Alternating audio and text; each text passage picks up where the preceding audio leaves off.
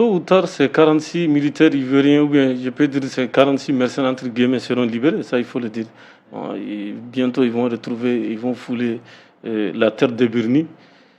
Ça, c'est clair et net. Mais il faut dire qu'à un moment donné, les autorités ivoiriennes aussi ont très mal géré la crise. Les autorités ivoiriennes ont très mal communiqué au sujet de ces militaires détenus au Mali.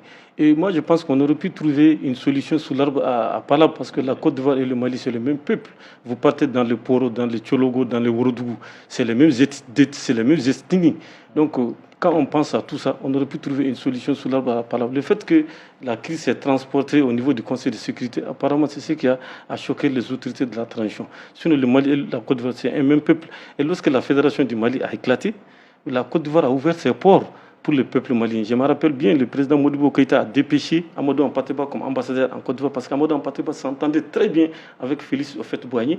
À l'époque, l'Allemagne avait donné des camions pour pouvoir acheminer tous nos produits. Et Alpha Omar Konaré, dans ses discours, a toujours parlé de Victor Biaka Boda, de Kabore Zinda, pour dire que ces leaders ont contribué à la libération du continent africain. Donc c'est pour vous dire qu'entre la Côte d'Ivoire et le Mali, les liens sont très forts. Donc on aurait pu trouver la formule entre nous, n'est-ce pas, de façon diplomatique, de façon fraternelle, parce que nous sommes liés par le même cordon ombilical. Il y a 5 millions de Maliens en Côte d'Ivoire, il y a plus d'un Malien, il y a plus d'1 million de Maliens, il y a plus d'1 million d'Ivoiriens au Mali.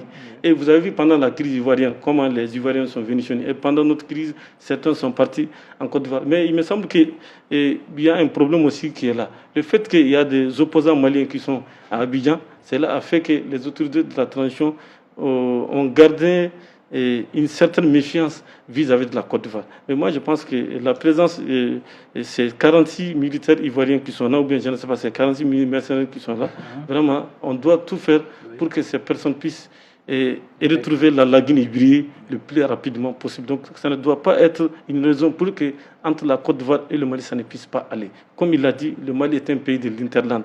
Le Mali n'a pas d'ouverture sur la mer. Donc, nous avons besoin de tous nos voisins.